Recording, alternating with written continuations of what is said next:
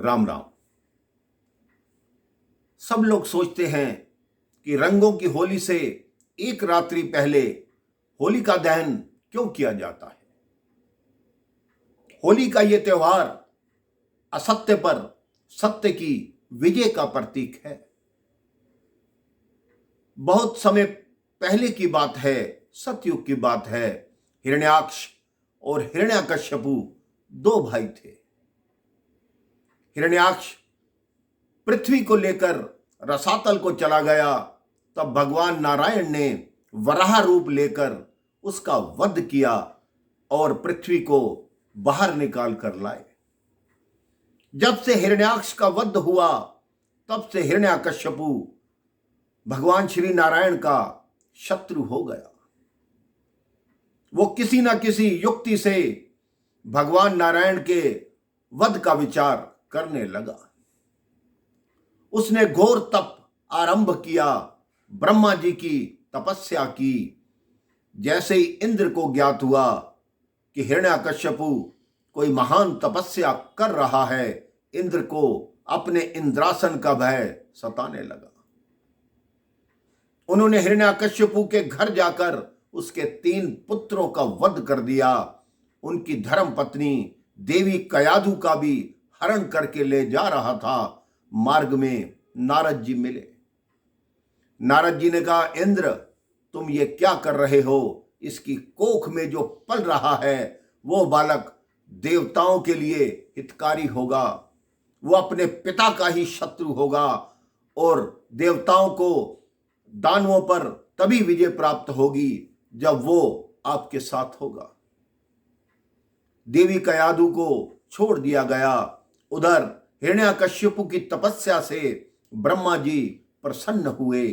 हिरण्यकश्यपु ने वरदान मांगा कि मुझे अमर कर दो। ब्रह्मा जी ने कहा, नहीं, अमर नहीं कर सकता, इसके अतिरिक्त कोई और वरदान मांगो।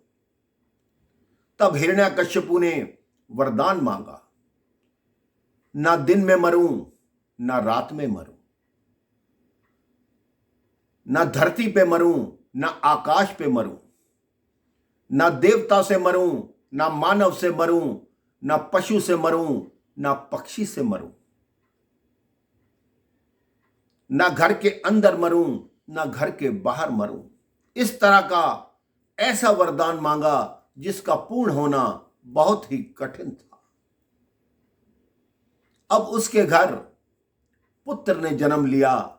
पुत्र का नाम प्रहलाद था।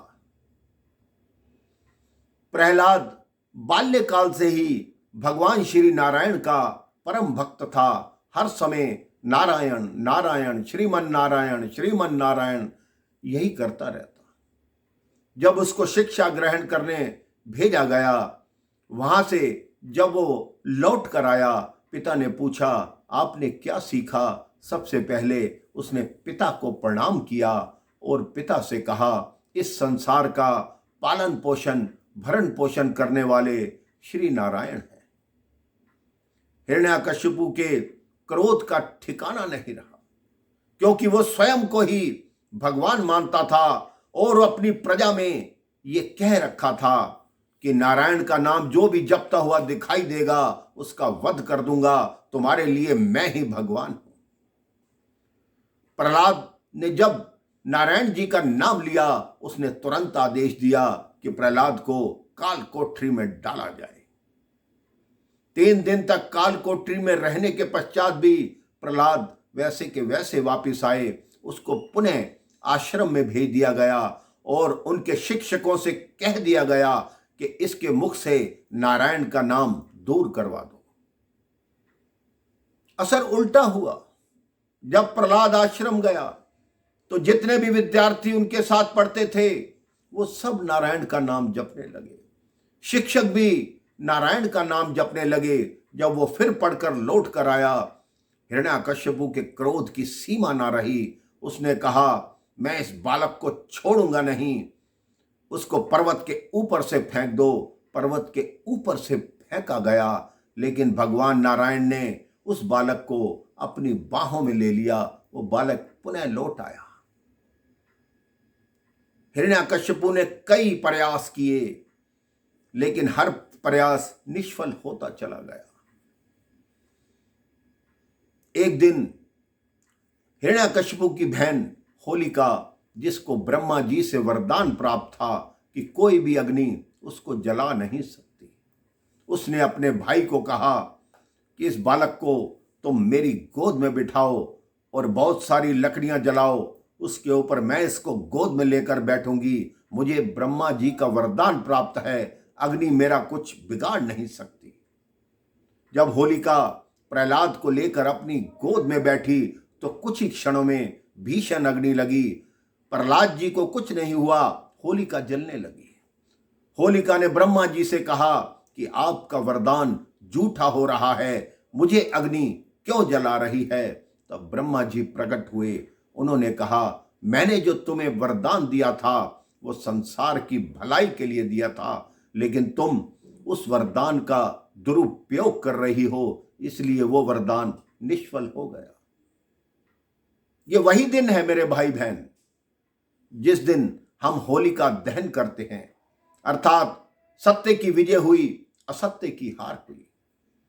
उसके पश्चात हिरण्याकशिपु ने फिर प्रहलाद को बुलाया कि तुम बार बार नारायण नारायण करते हो, वो नारायण रहता कहाँ है?